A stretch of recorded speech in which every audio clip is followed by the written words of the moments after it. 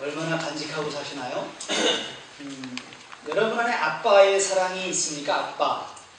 아빠의 사랑이 얼마나 마음속에 간직되어 있는지 궁금합니다. 혹시 아빠의 사랑이 있는 분이라면 그 사랑이 매를 맞아서 사랑이 느껴졌는지, 아니면 정말 아빠가 품어줘서 사랑이 느껴졌는지 또 궁금합니다. 어버이 되신 분들은 자녀에게 얼마나 사랑을 베풀었는지, 그 사랑은 내가 책망함으로 사랑을 준 건지, 매를 때리면서 사랑을 준 건지, 아니면 자상함으로 사랑을 주신 것인지 여러분 한번 생각해 보면 좋겠습니다. 우리는 오늘 찬양이 전체가 다 사랑으로 쭉 이어져 왔습니다. 그 아버지의 사랑이 이스라엘에게 나타난 것처럼 그 아버지의 사랑은 변함없이 오늘 새 이스라엘 백성된 우리에게도 나타나고 있습니다. 그리고 우리는 그 사랑을 받고 살아가는 사람들입니다. 잠깐도 그 사랑이 없이는 살기 어려운 것이 우리의 생활이라고 생각을 합니다. 저에게 가까운 형제가 하나 있었습니다. 나이는 저보다 몇 해 낮고요. 저보다 몇 살 아래고요. 그리고 굉장히 건강하게 아주 잘 지내고 있는 사람이고요. 신앙생활도 어릴 때 아주 열심히 했었습니다. 그리고 방황기는 있었지만 그 방황기를 잘 넘기고 고등학교 시절에 가출도 하고 여러 가지 문제가 있었는데 그때 저하고 만났습니다.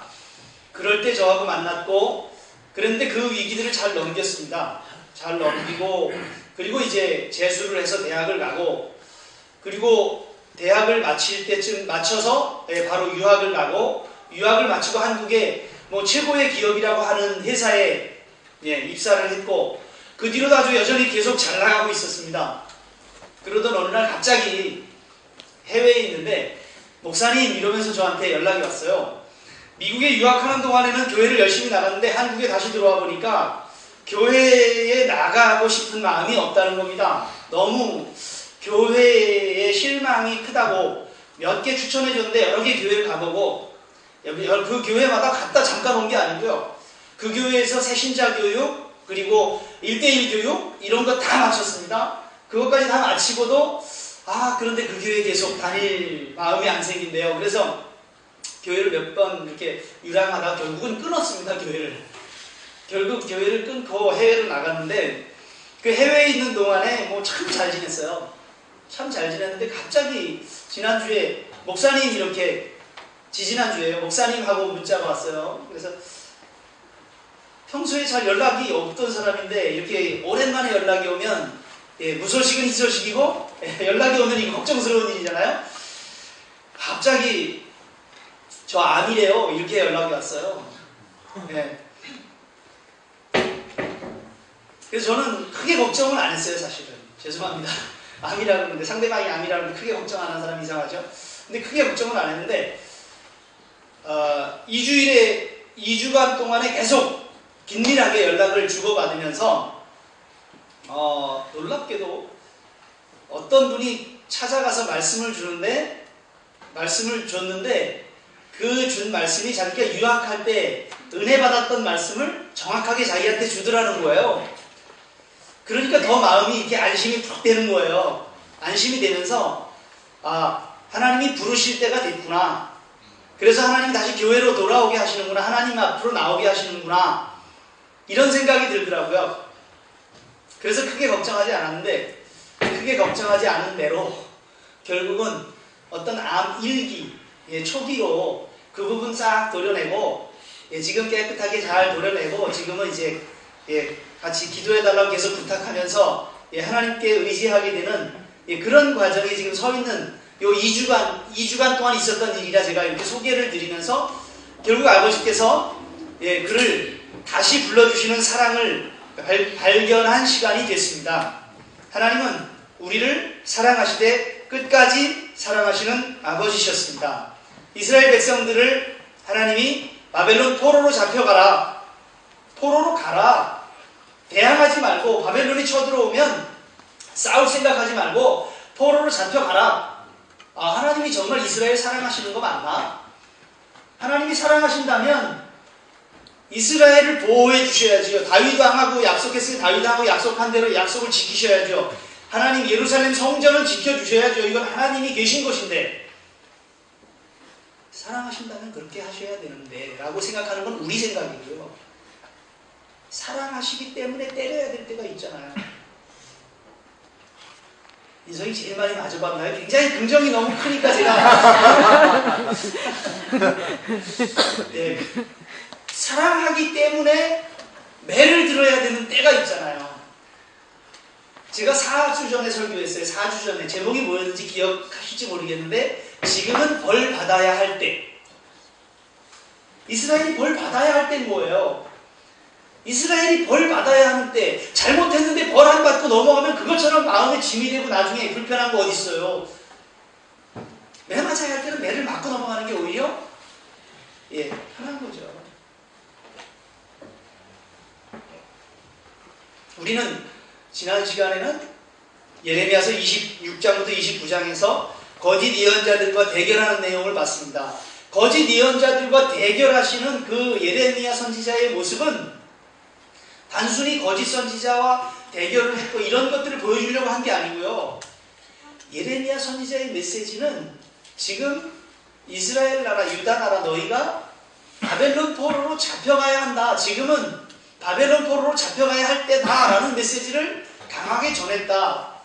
거짓 선지자들과 여러 방해가 있음에도 불구하고 그 메시지를 전했다라는 것을 26장부터 29장에 알려줬습니다. 오늘은 30장부터 33장까지 내용을 잠깐 보겠습니다. 30장부터 33장은 예레미야서에서 아마 가장 중요한 부분이다라고 말씀드릴 수 있을 것 같습니다. 예레미야의 핵심적 메시지가 담겨져 있는 부분. 지난주에는 제가 예레미야 26장부터 29장 하면서 예레미야가 하고자 하는 메시지의 핵심이 있는 것 같다 이렇게 말씀을 드렸습니다. 근데 오늘은 예레미야서의 주제가 바로 여기 있습니다. 30장부터 33장까지 내용은 회복, 그리고 뭐예요? 새 언약. 회복과 새 언약이에요. 막 아빠가 자녀를 매를 막 때렸어요. 매를 좀 심하게 때렸어요. 요즘은 뭐 그럴 수도 없겠지만 아무튼 과거엔 그럴 수 있었습니다. 그래서 심하게 매를 때리고 나면 아빠는 아이가 잠들었을 때 그 아이의 매 맞은 부분에 약을 발라주는 게 아빠의 마음인 거잖아요. 뭐 경험이 없으시거나 그런 적이 없으신 분들은 저는 사실 그 정도까지 때려본 사람이에요. 두 사람 다. 그 정도까지 때려봤기 때문에 매를 때린다는 것의 개념을 전 정확히 알고요. 저는 사실 많이는 안 맞아봤어요. 군대 가서 조금 맞아본 게 다예요. 저는 맞아본 경험이 별로 없어요. 안타깝게도 저는 더 맞았으면 더 건강한 목회자가 됐을 텐데 좀 덜 맞아가지고 분명한 것은 하나님께서 이스라엘을 바벨론 포로로 잡혀가는 매를 치신 후에 매로 끝나는 게 아니고 회복해 주시겠다는 말씀이에요. 회복하시고 그리고 회복한 후에 그들을 다시 언약의 백성으로 함께 가겠다. 함께 하겠다. 이런 말씀이 30장부터 33장에 나옵니다. 30장부터 33장 사이에 또 한 가지 특징이 있는데요. 예레미야 선지자가 사역하는 시기는 요시야 왕 때부터 남쪽 유다 나라가 망하는 시드기야 때까지고요. 이때는 북쪽 이스라엘은 남아있지 않았습니다. 그때 사역을 했기 때문에 예레미야 선지서의 내용은 다 남쪽 유다에 대한 내용입니다. 남쪽 유다에 주는 말씀이고요. 그런데 30장부터 33장은 남쪽 유다에게 주는 말씀이 아니라 이미 묵상하면서 보셨겠지만 30장 3절 한번 가서 보세요. 30장 3절 여호와의 말씀이니라. 보라, 내가 내 백성 이스라엘과 유다의 포로를 돌아가게 할 날이 오리니. 30장 4절 여호와께서 이스라엘과 유다에 대하여 하신 말씀이 이러하니라. 이스라엘은 지금 없는 나라예요. 이미 망한 지 100년이 넘었어요. 그런데 하나님이 지금 이스라엘과 유다에게 이른다 이렇게 말씀하시고요. 31장 묵상하시면서 이미 보셨겠지만 앞부분은 북쪽 이스라엘의 회복에 대한 말씀이에요. 그리고 오늘 본문 묵상하시는 부분은, 오늘 같이 설교하고 그러는 부분은 남쪽 유다에 대한 말씀이에요. 이러면서 북쪽 이스라엘까지 포함하여 하나님은 지금 남북 이스라엘 전체 온 이스라엘을 회복하실 것이다 라고 말씀하시는 겁니다. 온 이스라엘은 나중에 새 이스라엘로 대체될 거고요. 그래서 이 온 이스라엘을 구원하실 것이라는, 회복하실 것이라는 그 메시지가 다 하나님의 계획하심이 있는 메시지다. 그렇게 보시면서 30장에서는 그들이 재난을 받습니다. 환난을 받아요.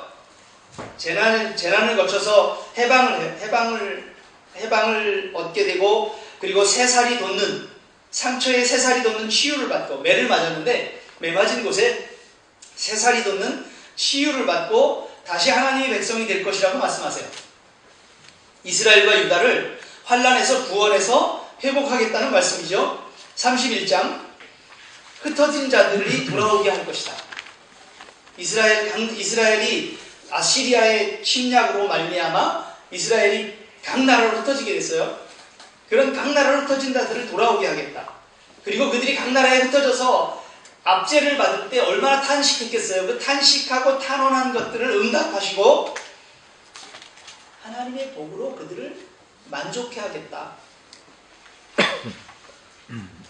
그리고 그들에게 새 언약을 주고 그 새 언약은 영원히 내가 지키겠다라는 말씀. 그래서 하나님께서 이스라엘의 아버지로서 하나님 안에 막 끓는 사랑, 끓는 사랑으로 아들을 돌아오게 하실 뿐만 아니라 그 아들에게 새 언약을 맺을 것이다 라는 말씀이 31장 내용이에요. 32장은 예루살렘이 멸망하기 바로 전해에, 우리나라로 말하면 6.25가 일어나기 전에 1949년이라고 생각하면 좋겠어요. 예루살렘이 멸망하기 바로 전해에 예레미야가 지금 어디 있는가 하면 궁중 시위대 뜰 안에 갇혀 있어요. 근데 그 갇혀 있는 상태는 우리나라의 감옥처럼 좁은 공간에 갇혀 있는 것이 아니고 시위대 뜰이라는 곳에 조금은 가택연금처럼 왔다 갔다 하면서 사람도 만나면서 이렇게 갇혀 있는 거예요. 다른 곳으로 나가지 못하고 그런 연금 상태다. 이렇게 이해하시면 좋겠습니다. 예레미야가 그곳에 있는데 하나님이 예레미야의 형제를 보내서, 친척을 보내서 예레미야의 고향인 아나돗이라는 지역의 땅을 사라고 얘기해요. 그러면서 하는 얘기가 네가 우리의 기업을 물을 자다. 이런 말씀을 해요. 그래서 예레미야가 모든 사람들을 증인으로 해서 땅을 사고 땅 문서를 바룩에게 보관하라고 하죠. 이렇게 한 후에, 그 후에 이 땅을 산 사건이 의미하는 것은 결국 이스라엘 나라가 포로에서 반드시 돌아와서 집을 사고 팔고 할 것이고 밭을 사게 될 것이고 포도원을 사게 될 것이다. 그날이 꼭 있을 것이다 라는 예언이다 라고 말씀하셨어요. 그래서 32장에서 멸망 직전에 예레미야가 땅을 사면서 포로에서 돌아와서 밭을 사게 될 것을 그 행위로 예언하신 말씀이고, 33장 저 여기까지 단락을 묶어야 되는 이유는 33장도 시위대 뜰 안에서 갇혀 있으면서 두 번째 받은 말씀이라 이렇게 기록하고 시작하거든요. 그렇기 때문에 32장과 33장을 떼어서 생각할 수는 없어요. 같은 곳에서 두 번째 받은, 첫 번째 받은 예언, 두 번째 받은 예언이니까. 33장에서 이스라엘을 하나님이 이제는 세우고 심어서 풍요롭게 할 것이다. 그리고 이스라엘에 다윗의 한 가지를 세워서 의로 다스리실 것이고, 하나님이 다윗의 왕조가 끊어지지 않게 하고 레위 제사장이 끊어지지 않게 하겠다. 이런 말씀을 하셨어요. 33장에. 그래서 이스라엘이 이제 영원히 서게 될 새 이스라엘로 바뀌게 될 것까지를 말씀하고 있는 내용을 담고 있습니다. 자, 이 중에 오늘 31장 후반부를 같이 공부하기를 원합니다. 북이스라엘까지 포함된 이스라엘 전체, 왜 포로로 잡혀갔는가? 왜 환난을 당했습니까? 말씀을 안 들어서. 예, 죄 짓고 하나님께 불순종해서 하나님께 불순종함으로 말미암아 그들은 30장 11절 하반절에 보세요. 30장 11절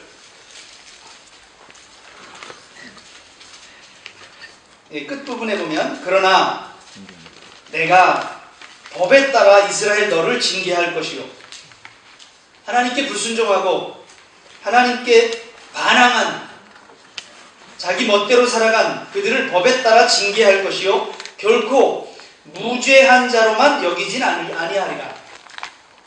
다른 나라들을 징계하고 너를 구원할 것이다 라고 말씀하시면서 그러나 너희가 그렇게 구원받는다고 이전에 지은 죄가 다 바로 씻어지는 게 아니라 법에 따라 징계받고 무죄한 자로만 여겨지지 않을 것이다. 그래서 그 징계가 30장 14절 15절 그 징계가 너를 사랑하던 자가 다 너를 잊고 찾지 아니하니 이는 내가 뭐 때문에 악행이 많고 내 죄가 많기 때문에 나는 내 원수가 당할 고난을 내가 받게 하며 잔인한 징계를 내렸도다. 너는 어찌하여 내 상처 때문에 불을 짓느냐? 내 고통이 심하도다. 내 악행이 많고 내 죄가 허다함으로 내가 이 일을 너에게 행하였느니라.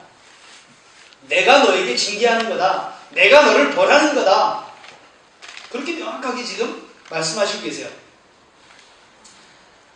31장에서도 그런 말씀이 나옵니다. 18절 31장 18절 에브라임이 스스로 탄식함을 내가 분명히 들었노니 주께서 나를 뭐하시매? 징벌하시매. 멍에에 익숙하지 못한 송아지 같은 내가 징벌을 받았나이다. 내가 벌받았습니다. 내가 벌받은 것입니다 라는 고백이 거기 나옵니다. 내가 볼기를 맞은 겁니다. 이렇게 19절에 보면 내 볼기를 쳤사오니 이렇게 나와요. 볼기를 맞은 겁니다. 매 맞은 거예요. 이스라엘은 지금 포로로 잡혀가 있는 것, 환난을 당하는 것, 이 모든 것이 하나님의 징계였습니다. 하나님의 벌이었습니다. 그들은 하나님의 심판을 받은 겁니다. 이스라엘이 이 하나님의 심판 가운데서 그들은 스스로 나올 능력이 없어요. 그들이 다시 살아나기 위해서는, 다시 살기 위해서는 전적인 아버지의 은혜가 임해야만 하는 겁니다. 그들이 스스로 나라가 강성해서 나올 수 있습니까? 아니면 뭐 그들이 그 뒤로 2000년 동안 땅이 없이 독립하지 못한 나라로 존재했었는데요. 그렇게 약한 나라가 어떻게 스스로 그 가운데서 나올 수 있겠습니까? 그들이 지금까지 사실 나오지 못한 상태라고 저는 판단하거든요. 지금까지 나오지 못한 이유는 하나입니다. 하나님의 심판인데 하나님의 은혜로 나올 수밖에 없는데 그 은혜에 의지하지 않기 때문입니다. 하나님의 징계인데 하나님의 벌인데 거기서 살아나올 수 있는 유일한 길은 징계하시는 벌하신 그분의 은혜에 의지하는 길밖에 없습니다. 그분이 열어주는 길 외에는 길이 없는 거예요. 그 이스라엘은 회복을 받기 위해서 지금 심판의 수순에 들어가 있는 겁니다. 심판을 받게 되면 심판 앞에서 환난이 두렵고 힘들지만 그 심판을 통해서 하나님이 회복하시려는 사실을 우리는 보게 됩니다. 아무 조건 없이 하나님은 이스라엘을 회복하시게 되고 하나님의 위로와 회복의 인자하심으로 이스라엘을 대해 주십니다. 징계와 벌은 그 징계 자체, 그 매를 칠 때 그 매 자체의 목적이 있는 게 아니잖아요. 그 매를 때리시는 그 목적이 있잖아요. 그 목적은 이스라엘, 유다, 이 온 이스라엘 전체, 이제 앞으로 제가 이스라엘이라고 부르더라도 이제 전체 이스라엘이라고 이해하시고 들으시면 좋겠습니다. 그 온 이스라엘 전체를 매를 치신 것은 이 매의 목적이 있는 게 아니라 이